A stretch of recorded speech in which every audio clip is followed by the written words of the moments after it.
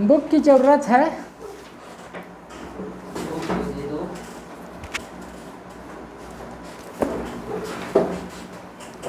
Potentiometer पढ़ना था हमको आज। अच्छा, पढ़ना है। पोटेंशियोमीटर भी ऐसा इंस्ट्रूमेंट है जो व्हीटस्टोन ब्रिज पे ही बेस्ड है। अभी पोटेंशियोमीटर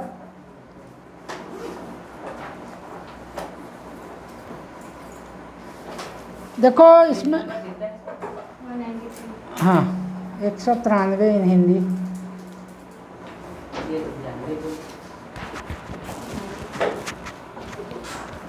क्या बोले?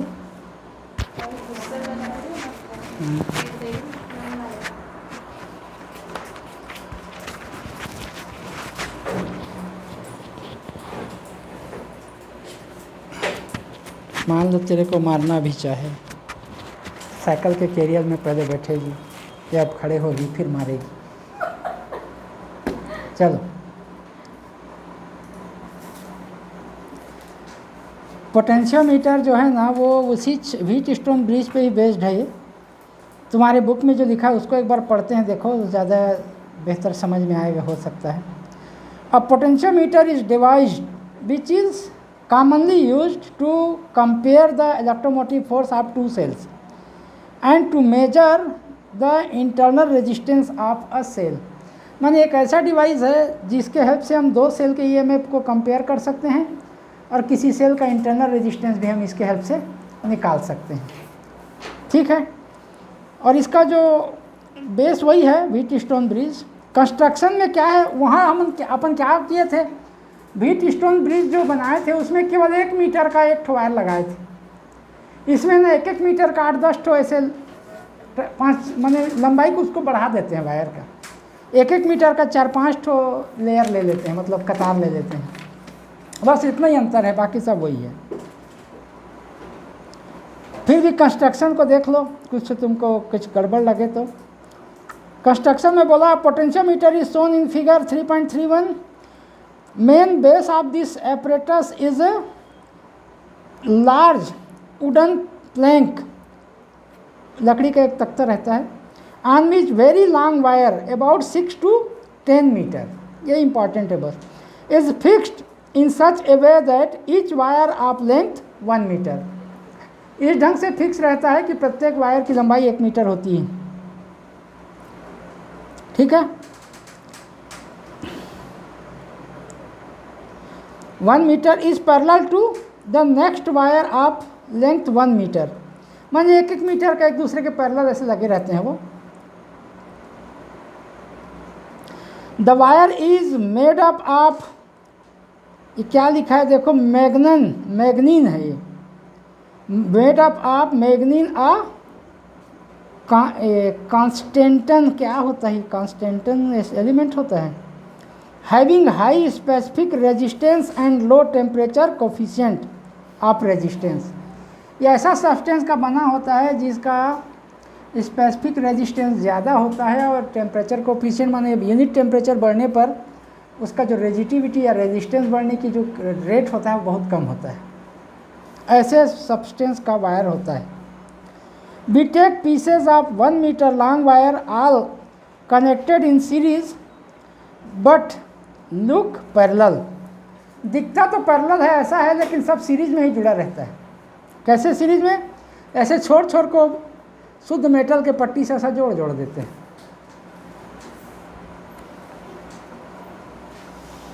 इन this way total length of the wire is in any case is very long, from 6 to 10 metre, 6 से 10 मीटर के आसपास होता है। अब देखो ये जो है यूनिफॉर्म होना चाहिए वायर को। Diameter of wire is uniform through out the length, मतलब कहीं पे मोटा कहीं पे पतला ऐसा नहीं होना चाहिए, पूरा स्मूथली एक समान होना चाहिए। ठीक है, 2 end of this wire are connected with 2 connecting screw A and B. देखो शुरू और आखिरी के एंड को 2 कनेक्टर ए और बी से जोड़ा गया है। Jockey J is such that it can be shifted on plank है and can be connected with any part of wire, jockey को इस ढंग से जोड़ा जाता है कि किसी का वायर के कहीं से भी टच करा के देखा जा सकता है उसको, ठीक है।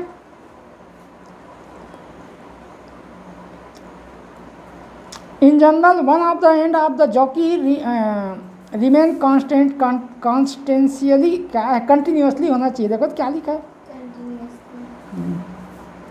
Remain continuously in touch with metallic thick rod पी डेस। ये जो जॉकी का एक सिरा जो है ना, मेटलिक रॉड पी डेस से लगातार संपर्क में रहता है, ठीक है, और दूसरे सिरे को ऐसा आगे पीछे खिसका सकते हैं उस वायर में। अब प्रिंसिपल वही है, हमको नल डिफ्लेक्शन वाला पोजीशन को खोजना रहता है। नल डिफ्लेक्शन माने जान रहे हो क्या? हाँ, जीरो डिफ्लेक्शन, और उसका लंबाई को पढ़ना रहता है बस। प्रिंसिपल में वही लिखा होगा, देखो, let A B is the wire of potentiometer of length L, C is the let accumulator. अब यहाँ पे सेल सी है, की के है, एंड रियोस्टेड आर एच, ये सब संकेत है इसका, and join in series with the wire of potentiometer. इन सब को पोटेंशियोमीटर के वायर से सीरीज में जोड़ा जाता है। This circuit is called primary circuit on the or on principal circuit, or होना चाहिए था, प्राइमरी सर्किट या प्रिंसिपल सर्किट कहते हैं इसको। When key K is switched on by putting the plug, then current flow through the wire AB of potentiometer। जैसे ही अपन की को दबाते हैं, जो कनेक्ट करते हैं, तो AB में करंट बहने लगता है। the end A of wire is connected to the positive terminal of the storage cell। A को सेल के पॉजिटिव टर्मिनल से जोड़ा गया है, B को नेगेटिव टर्मिनल से जोड़ा गया है, ठीक है।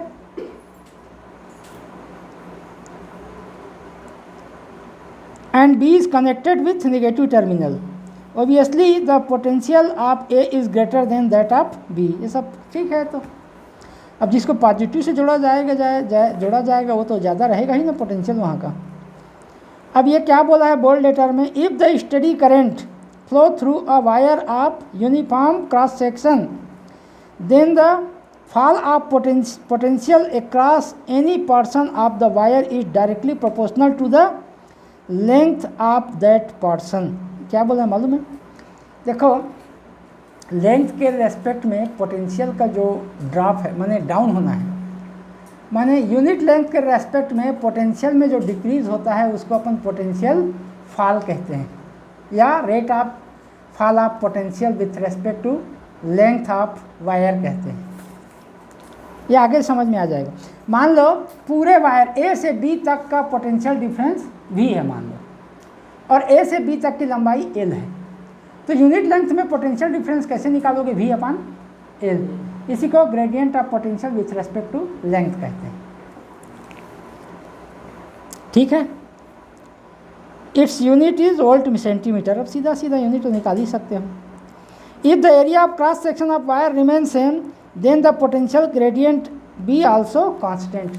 कहीं पे मोटा पतला नहीं है तो ये भी कांस्टेंट होगा।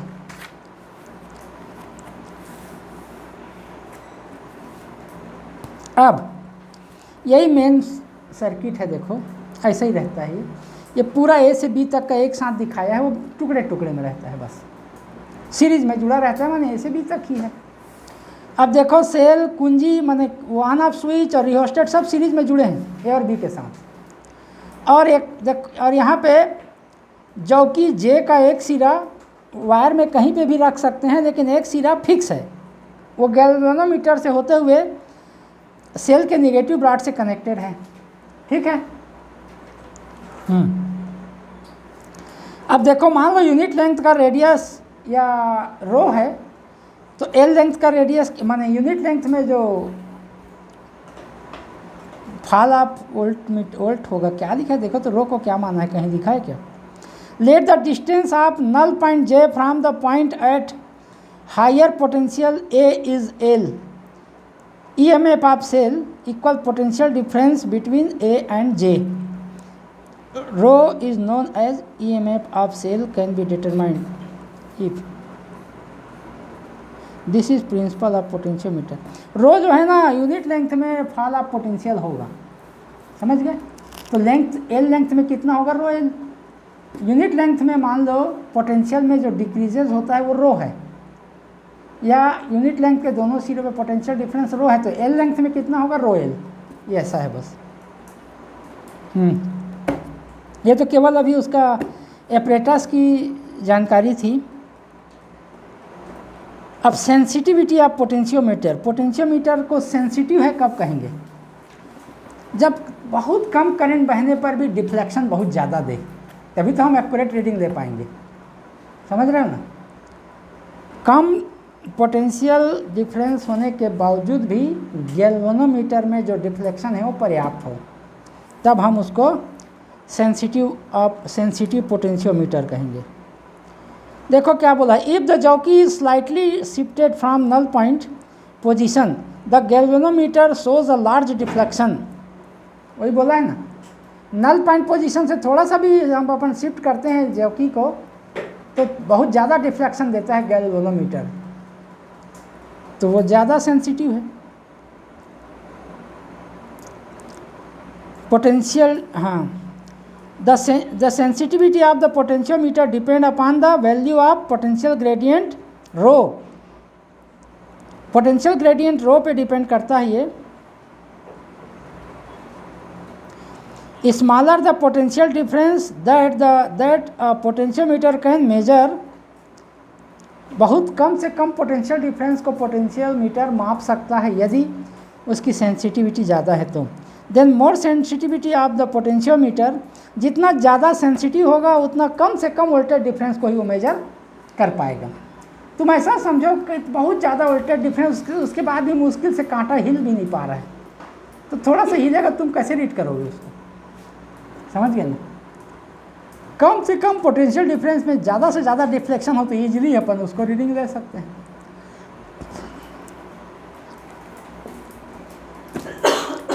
अब बोल्ड लेटर में लिखा है वो इंपॉर्टेंट है, देखो। A potentiometer is said to be more sensitive if it can measure the small electromotive force a small potential difference more accurately. वही बोला है ना, कम से कम पोटेंशियल डिफरेंस को एक्यूरेटली मेजर कर ले तो वो ज़्यादा सेंसिटिव होगा, उपयोगिता उसकी ज़्यादा होगी, हम पढ़ पाएंगे, ठीक है। अब potential difference across the end of the potentiometer wire is V। मान लो पूरे के पूरे लंबाई के सिरों के बीच में पोटेंशियल डिफरेंस V है और टोटल लेंथ L है, तो पोटेंशियल ग्रेडियंट क्या होगा, रो अपान L। तो जान रहे हो यूनिट लेंथ में कितना ड्रॉप हो रहा है पोटेंशियल, वही पोटेंशियल ग्रेडियंट है। तो L लेंथ में कितना होगा, कैसे निकालोगे। मान लो L लेंथ में हमको नल पॉइंट मिल जाता है, तो नल पॉइंट क्यों मिलता है मालूम है, किसी वायर में करंट बह रहा है उसके बाद भी उसमें डिफ्लेक्शन जीरो है, इसका मतलब उस पॉइंट में करंट नहीं बह रहा है तभी तो जीरो डिफ्लेक्शन देगा। तो ऐसे कैसे पॉसिबल है। अच्छा तुम ये बताओ, दो सेल, एक 15 वोल्ट और एक 10 वोल्ट का बैटरी है, एक तो रेजिस्टेंस से 10 वोल्ट 15 वोल्ट के बैटरी से इधर करंट बहा रहे हैं, 10 वोल्ट के बैटरी से इधर करंट बहा रहे हैं रेजिस्टेंस में, तो करंट किधर बहेगा, ऐसा बह रहा है करंट, ऐसा 15 वोल्ट का डिफ्रेक्शन इधर है, 10 वोल्ट का डिफ्रेक्शन इधर है, तो करंट किधर बहेगा, हाई से लो की ओर, हमेशा हाई से लो की ओर बहता है, ठीक है। तो क्या होगा, 10 वोल्ट को तो ड्रॉप कर देगा, बैलेंस कर देगा, जो 5 वोल्ट एक्स्ट्रा है उसी के कारण करंट बहेगा, ठीक। तो डिफ्लेक्शन जीरो मिल रहा है, मतलब ऐसे पॉइंट पे पहुंच जाता है कि दोनों तरफ का पोटेंशियल डिफरेंस बराबर हो जाता है, और इस तरह से नल डिफ्लेक्शन होता है।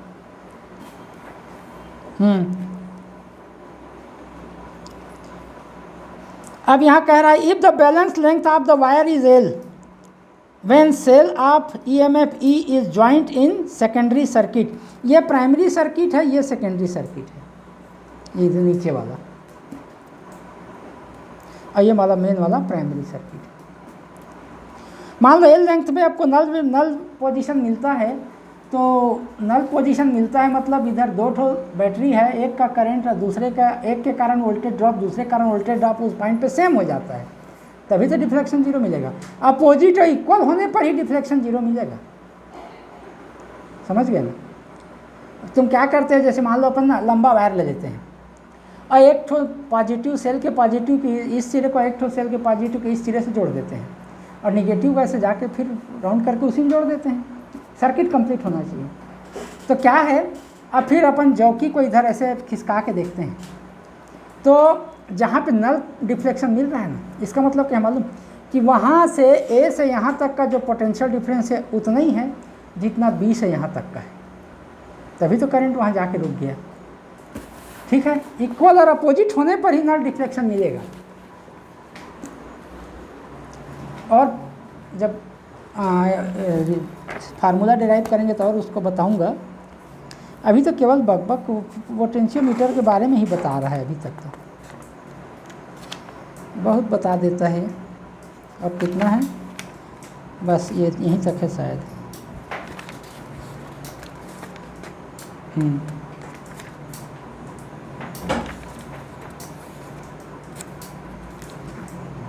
ठीक,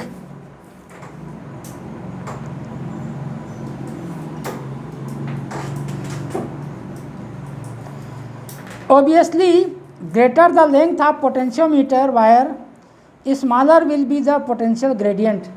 क्या बोला मालूम, क्या पढ़े हो, पोटेंशियल ग्रेडियंट भी अपन एल पढ़े हो ना। एल जितना ज़्यादा होगा पोटेंशियल ग्रेडियंट उतना ही कम होगा। अरे ज़्यादा डिवाइड करोगे तो कम नहीं आएगा क्या, उसी को बोला ये। और हाँ, hence greater will be sensitivity of the potentiometer, और उतना ही ज़्यादा पोटेंशियोमीटर जो है सेंसिटिव होगा, कम से कम वोल्टेज डिफरेंस को ही वो शो करेगा। तो किस पे डिपेंड कर रहा है ये बताया। देखो, the condition for potentiometer to be more sensitive are as follows. First, length को ज़्यादा होनी चाहिए। The length of potentiometer wire must be large, ताकि वो ग्रेडियंट कम होगा। दूसरा, the area of cross section of potentiometer must be uniform, एक समान होनी चाहिए। कहीं पे ज़्यादा रेडियस का, कहीं पे कम रेडियस का, ऐसा नहीं होना चाहिए वायर को। ऐसा होने पर रेजिस्टेंस बदल जाता है। कहीं पे एरिया ज़्यादा है तो उसका रेजिस्टेंस क्या होगा, कम हो जाएगा, और कम है तो वहाँ ज़्यादा हो जाएगा। तो ऐसा नहीं होना चाहिए, स्मूथ एक समान होनी चाहिए।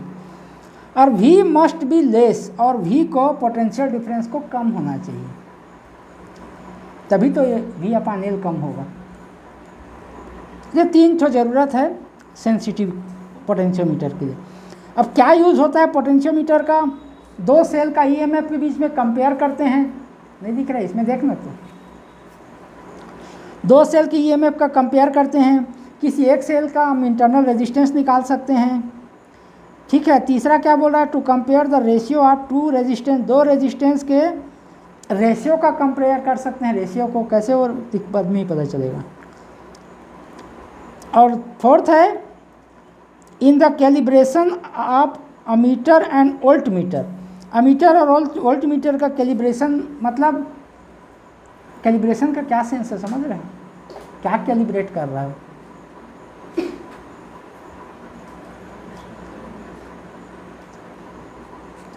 वोल्टमीटर को तुम अमीटर में, अमीटर को तुम वोल्टमीटर में चेंज कर सकते हो।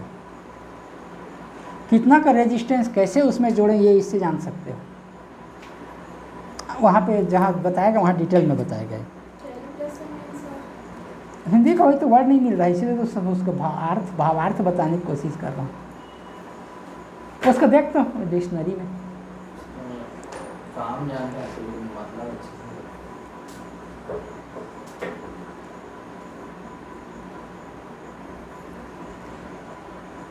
कैलिब्रेट,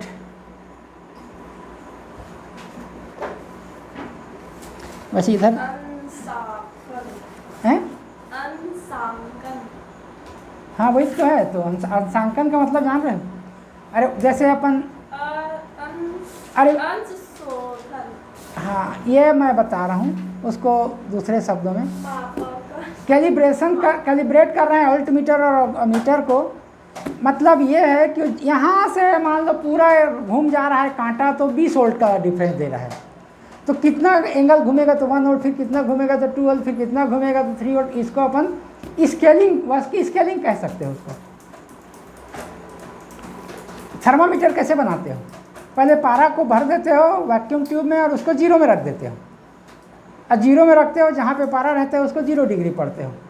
फिर क्या करते हो, उसको खौलते पानी में रख देते हो, पारा ऊपर चढ़ जाता है जहाँ तक, वहाँ को 100 मान देते हो, और 0 और 100 के बीच को इस 100 इक्वल पार्ट में डिवाइड कर देते हो।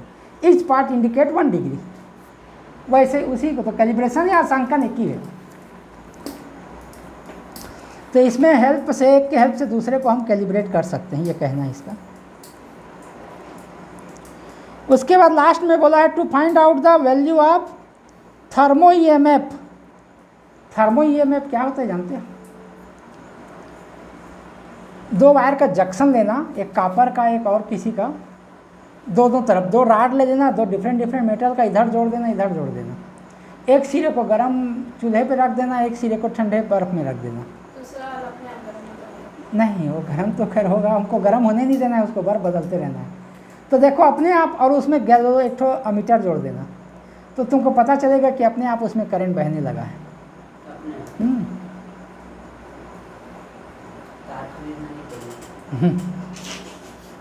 तो बहुत ज़्यादा करंट नहीं पैदा होता कि पूरा घर भर जल जाएगा, ऐसा बहुत कम करंट बहता है।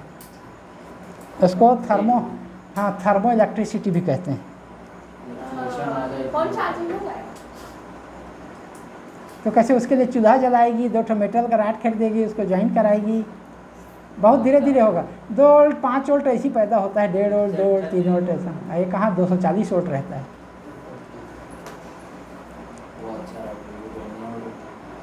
हैं? न्यूक्लियर वो उसको कहा जाता है मिसाइल, तो उसका एनर्जी यूज़ करके 25 साल तक इलेक्ट्रिसिटी यूज़ करते हैं। एक मिसाइल से 20 साल चला बैरश कर दिया। ठीक, अब सीधा अपन आ जाते हैं 3.35 में। कैसे कंपेयर करेंगे? हाँ, ये जो सर्किट है ना, ये तो ऐसा ही है। देखो, सेल, ऑन ऑफ स्विच और रिहोस्टेट। रिहोस्टेट जानते हो क्या है? वेरिएबल रेजिस्टेंस भी कह सकते हो उसको। हाँ, मेरे ऊपर में रखा है नया 2-3 पीस सब। वो वैसा ना, तो ऐसे की टाइप का घुसाते हैं, वो उसको तो वो कहते हैं रेजिस्टेंस बॉक्स कहते हैं। रिहोस्टेट ऐसा खिसकाते हैं ऊपर में, ऐसा करके। रेजिस्टेंस तो दोनों में चेंज नहीं होता। दोनों में चेंज होता है, लेकिन उसमें क्या है, हम 2 ओम का रेजिस्टेंस को निकालेंगे ना, तो सर्किट में केवल 2 ओम ही आएगा, समझ गए? और फिर 3 और निकालेंगे तो 3 2 5 ओम हो जाएगा। क्या होता है? किसको? और रिहोस्टेट नया 3-4 पीस रखा है, सप्लाई में आया था। अरे तेरे स्कूल में भरा पड़ा है जो भारत में, मैं खुद 1,70,000 या 75,000 का माल तो मैं ही सप्लाई किया था। तो क्या काम का, तो ख़राब हो जाएगा रखे रखे। बॉक्स जो बोला ना वो दिखाना है।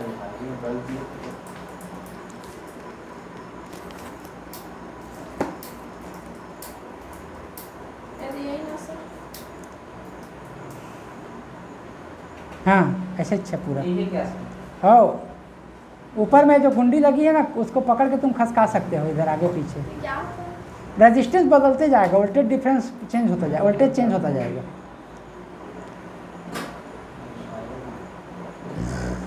अब ला के दिखा दूंगा कल, अभी तो फिलहाल ऊपर में मेरे चढ़ने का मन नहीं हो रहा है। ऐसा ही कुछ था ना, वो नापने वाला, वो नहीं, स्क्रू तो स्क्रू गिरा जो वर्नियर कैलिपर से तो वो तो लाऊं। इसके अंदर।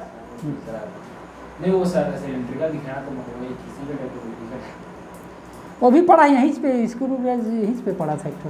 वो क्या वो नापता था कि उससे रेडियस डायमीटर मेजर कर सकते हैं उससे, किसी भी वायर का मोटाई, थिकनेस जो भी, उससे बहुत छोटे छोटे लेंथ को भी नाप सकते हैं। हाँ चलो, डायरेक्शन चेंज हो गया। अपन 2 सेल का ईएमएफ बदल से कंपेयर करना है तो क्या करेंगे, ये पूरा सर्किट ऐसा तो जोड़ेंगे ही। देख लो, इसमें सब चीज़ सीरीज में जुड़ा है। बैटरी जुड़ा है, कुंजी माने ऑन ऑफ स्विच जुड़ा है, और वेरिएबल रेजिस्टेंस जुड़ा है।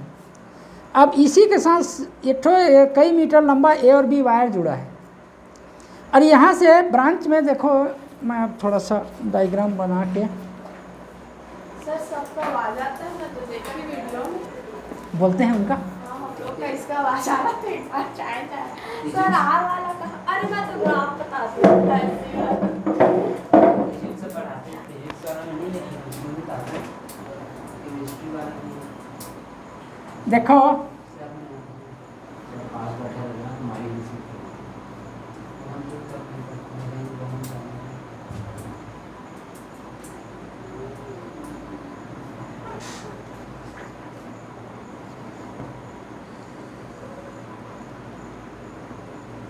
ये ए और बी लंबा वायर है, ये कई ब्रांच पैरेलल बहुत सारे जुड़े रहते हैं, ऐसा भी रहता है। ये इसका पॉजिटिव ब्राड है, ये नेगेटिव ब्राड है। अब करंट तो स्वाभाविक है, पॉजिटिव ब्राड से इधर बाहर तो इधर से बह के यहाँ आके न्यूट्रलाइज होगा। यहाँ से एक ब्रांच और निकला रहता है ऐसा करके, तो इसमें क्या करते हैं, एक और सेल जोड़ते हैं, इधर से इसमें एक ठो जौकी जे जोड़ देते हैं ऐसा, ये जो है ना ऐसा यहाँ जुड़ा रहता है, इसको जौकी कहते हैं। यहाँ बीच में एक ठो गैल्वेनोमीटर जुड़ा रहता है। ठीक, अब देखो इधर प्लस है तो इसमें करंट इधर बहेगा।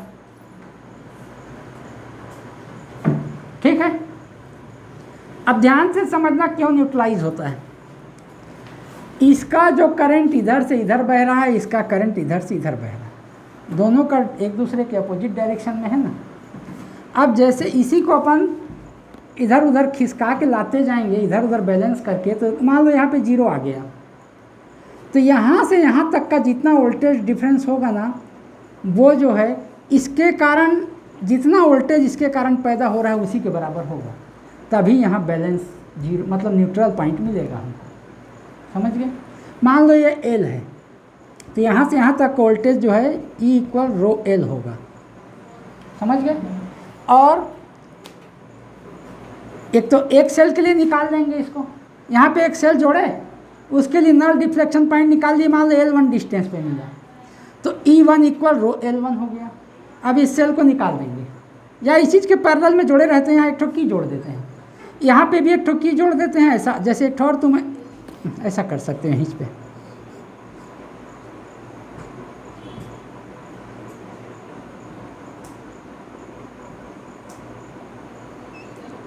जब इसको यूज़ करना है तो इसको ऑफ कर देना, और ये जब इसको यूज़ करना है तो इसको ऑफ कर देना, ऐसा।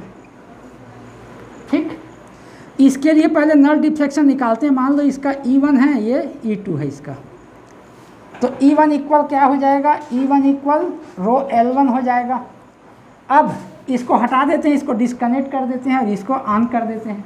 उसके बाद फिर नल डिफ्लेक्शन पॉइंट निकालते हैं, तो मान लो L2 पे मिलता है, तो E2 = हो जाएगा ρL2 हो जाएगा। अब दोनों का रेशियो निकाल दो, E1/E2 करोगे तो रो कैंसिल आउट होगा, L1/L2 आ जाएगा। इस तरह से दोनों के इलेक्ट्रोमोटिव फोर्स को हम कंपेयर कर सकते हैं। समझ में आया ना?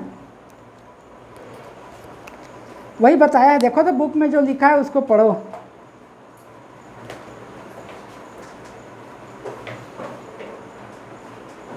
वो भी तो वैसे ही जोड़ा है शायद, कंपेयर को 2 ठो सेल को, है ना? ये दे, हाँ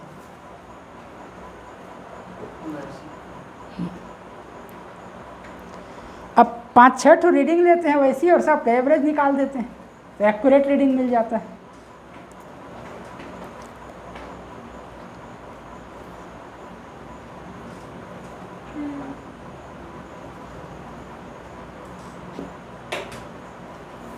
लिखना है क्या आगे पढ़ना? एक ही टॉपिक बचा। उसको पढ़ लो फिर लिख देना। To measure the internal resistance, है ना?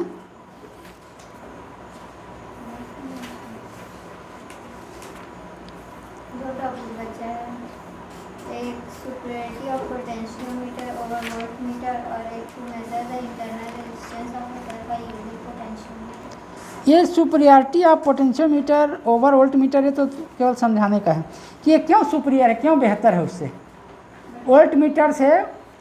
अब ये जो पोटेंशियोमीटर क्यों अच्छा है ये बताना है उसमें, और 2 लाइन का है तो ये बस इंटरनल रेजिस्टेंस वाला है। तो देखो इंटरनल रेजिस्टेंस निकालने के लिए सारा का सारा डायग्राम पूरा वही रहेगा, ठीक है ना? ये फार्मूला तो हम पहले डिराइव कर चुके हैं, internal resistance R = R × E/V - 1 कल डिराइव किए थे। अब इसी के सहयोग से हमको इंटरनल रेजिस्टेंस निकालना है। तो बाहर में एक ठो रिहोस्टेट का रेजिस्टेंस कितना कनेक्टेड है सीरीज़ में, ये हमको पहले निकालना है।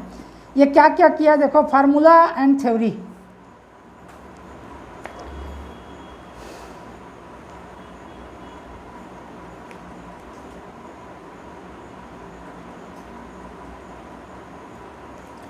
यहाँ पे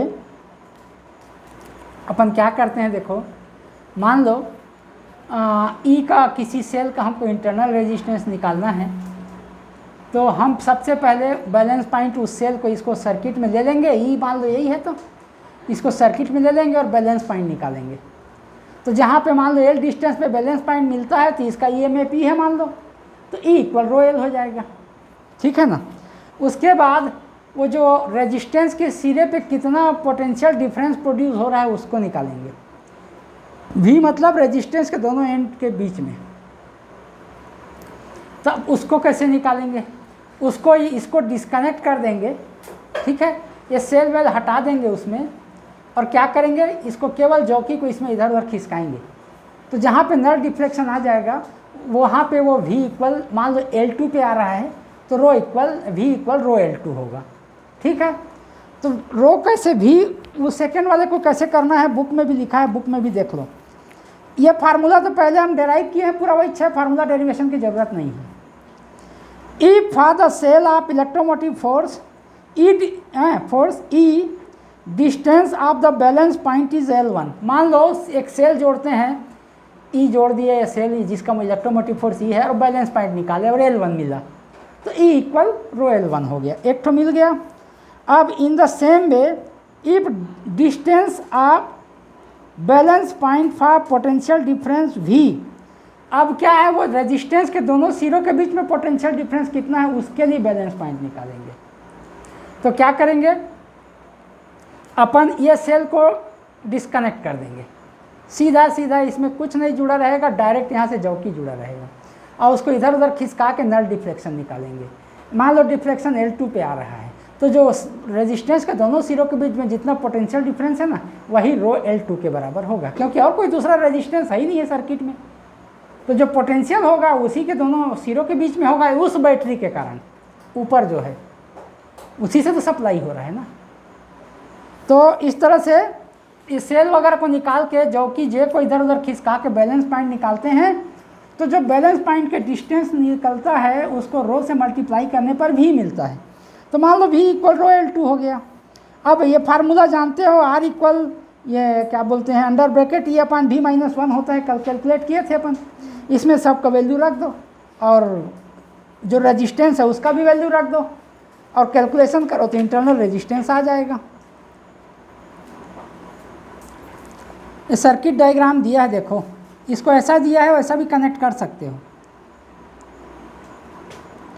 ये क्या किया है देखो प्रोसीजर में, यहाँ पे जो सर्किट डायग्राम दिया है ना, ये ऊपर तो पूरा वही है, सेल रेजिस्टेंस रियोस्टेट और कुंजी के सब सीरीज में ही जुड़े हैं। नीचे भी वायर भी जुड़ा है। ये नीचे जो सेकेंडरी में है उसमें एक ठो सेल जुड़ा है पहले, एक ठो उसके पैरेलल में रेजिस्टेंस बॉक्स जुड़ा है, ये एक्स्ट्रा है बस। अब प्रोसीजर में क्या करते हैं, पहले first of all circuit should be connected as shown in figure. ये जैसा चित्र में दिखाया वैसे सर्किट जोड़ लेते हैं अपन। अब ये क्या क्या है सब बताएगा। ये तो प्रैक्टिकल का हुआ ना। हाँ प्रैक्टिकल का ही तो है। प्रैक्टिकल का ही मतलब, हाँ पोटेंशियोमीटर वाला प्रैक्टिकल कराते हैं स्कूल में।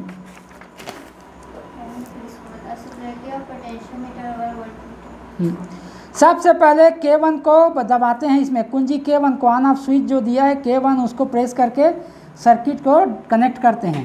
बोला है देखो फर्स्ट बी प्रेस के कुंजी या की K1 and setup a potential difference across the wire AB। Now be open the key K2। देखो K2 कहाँ पे है दिख रहा है तुमको, रेजिस्टेंस बॉक्स के लाइन में K2 जोड़ना चाहिए। देखो ना आधा अधूरा चित्र बनाता है ये भी। तो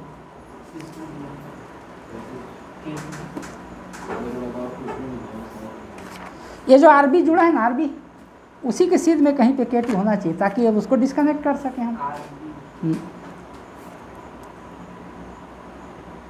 लेकिन फिर भी देख के सुधारेंगे। है कि नहीं? रुको मैं तुमको सही सही डायग्राम बता देता हूँ।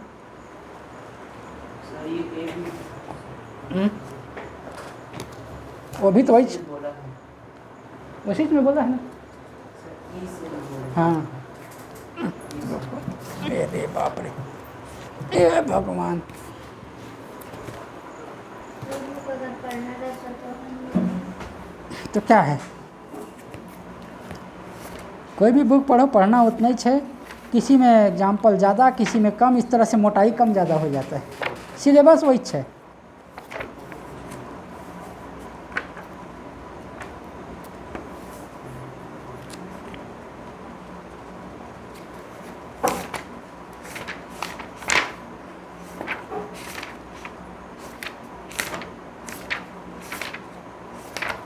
देखो ना, क्वेश्चन ही क्वेश्चन तो भर दिया है, इसीलिए मोटा लग रहा है।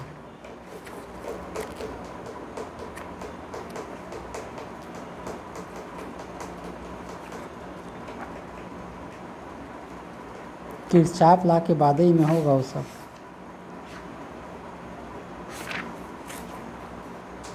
या भगवान,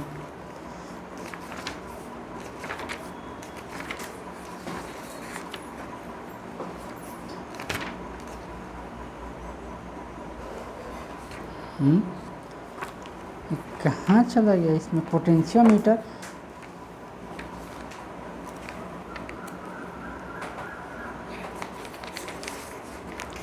इसमें तो दिएगा, दे सकता है, करंट वाले में नहीं।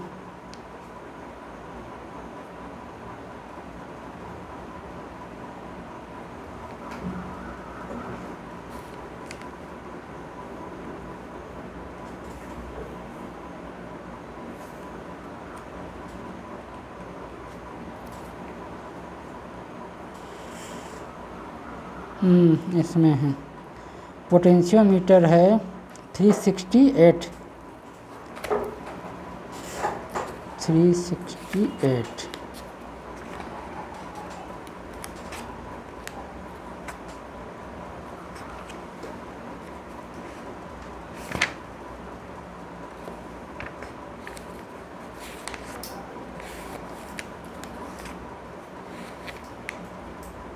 ये तो है मीटर ब्रिज, ये पोटेंशियोमीटर।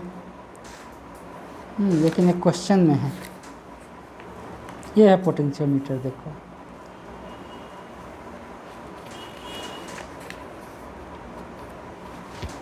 एक कंपेयर हो गया। ये देखो रेजिस्टेंस बॉक्स में K2 और इधर K1। हम लोग को कैसे आगे बोलोगे? अरे वो वही है ना, तार को कैसे भी कर लो ना, ऐसी रेक्टेंगुलर शेप में ही होना जरूरी थोड़ी है वायर को। सर वो नवबोध है हाँ ये रेजिस्टेंस बॉक्स के पास है ना K2। हाँ सर नवबोध है हाँ, नवबोध नहीं है ये चांद का है। एस चांद। अच्छा तो ये कौन सा है ये जो है CBSE का बुक है ये।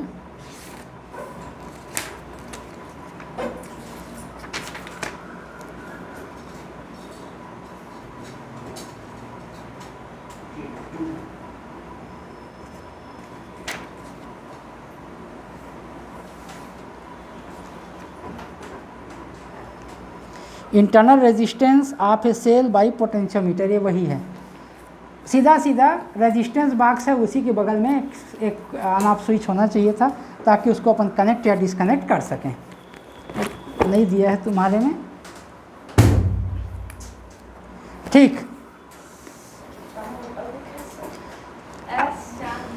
अब यहाँ पे करते क्या है, देखो एक बार अपन वो केवल बैटरी को ले लेंगे, बैटरी को नल डिफ्लेक्शन पॉइंट निकाल देंगे, रेजिस्टेंस बॉक्स को डिस्कनेक्ट करके रेजिस्टेंस बॉक्स को डिस्कनेक्ट करते हैं और नल डिफ्लेक्शन निकालते हैं, तो E का वैल्यू मिल जाता है हमको। E इक्वल क्या मिलता है, रो L1।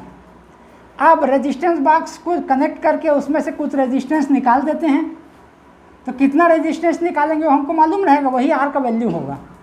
अब फिर नल डिफ्लेक्शन निकालते हैं, तो मान लो L2 पे मिलता है, तो वही V इक्वल रो L2 है। अब आर का वैल्यू तो मालूम है, जितना अपन निकाले रहेंगे उतना ही सर्किट में रेजिस्टेंस होगा। तो आर का वैल्यू मालूम रहेगा, L1 L2 मिल जाएगा, सबको फार्मूला में रखेंगे और इंटरनल रेजिस्टेंस हमको मिल जाएगा। ठीक, ये दिया है फार्मूला। देखो बहुत सारे रीडिंग लेते हैं और सबका एवरेज निकालते हैं लास्ट में, तो एक्यूरेट वैल्यू हमको मिल जाता है। अब इसको एक्सपेरिमेंट करोगे ना, मैं एक्सपेरिमेंट भी करा सकता हूँ, इसके लिए मेरे को ना कई घंटा का तैयारी लगेगा।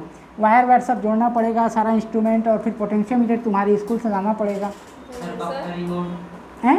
कब करेंगे? पोटेंशियोमीटर ले आना वो स्कूल से मांग के, बोर्ड को, बाकी सब मेरे पास है।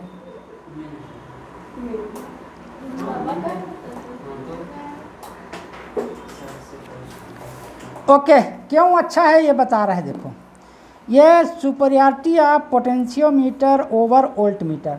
वोल्ट मीटर में क्या है कि हम पोटेंशियल तब मेजर करते हैं जब थोड़ा ना थोड़ा करंट बहता है उसमें, वो एक्यूरेट कभी भी नहीं होगा। क्यों नहीं होगा जानते हो? ओम्स लॉ क्या बोलता है? V = RI, माने आई बह रहा है, माने पोटेंशियल ड्रॉप हो रहा है। ठीक है, वो जो वोल्ट मीटर यूज़ करते हैं वो एक्यूरेट नहीं होता, वो कुछ ना कुछ कम मेजरमेंट देता है।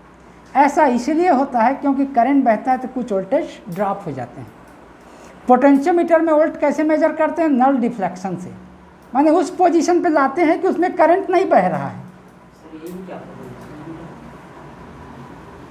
वो तो को है, क्या बोलते हैं, वॉल्यूम बढ़ाने वाला, टीवी VCP VCR में लगता है ऐसा कम ज़्यादा करने वाला, वो भी है। वेरिएबल रेजिस्टेंस वो भी है, लेकिन इसमें यही बता रहा हूँ। पोटेंशियोमीटर बोल रहा है हाँ, पोटेंशियोमीटर। वो कुछ और बता रहा है, तेरे को भ्रमित कर रहा है, तो उधर को छोड़, इधर को सुन।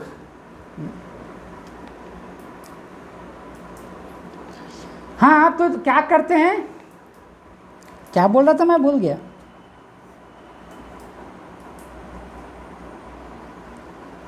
क्या बता रहा था? हाँ, क्यों सुपरियर है।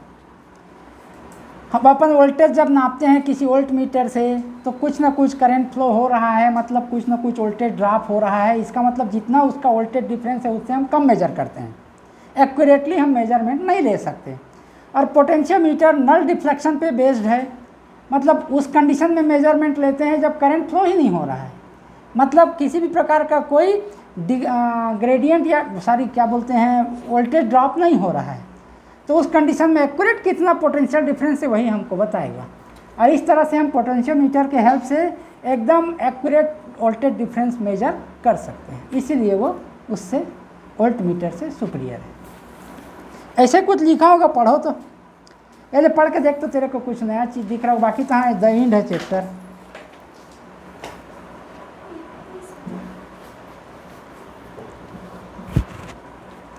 अब कुछ और लिखा होगा, मैं जो बोला हूँ उसके अलावा तो बताना।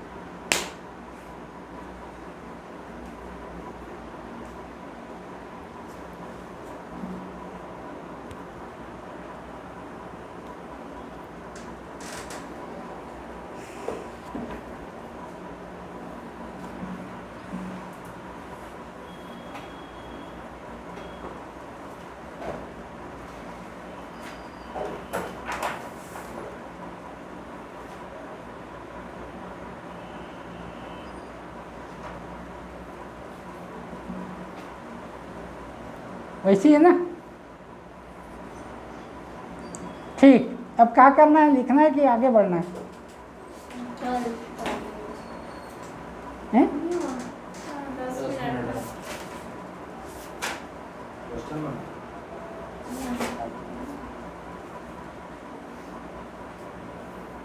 ये मुँह फुली हो गई याद लग रहा है, गहरा धक्का लग गया। नहीं रुक जाना, और कुछ 10 मिनट यूज़ करना है, नहीं करना है बंद कर दे।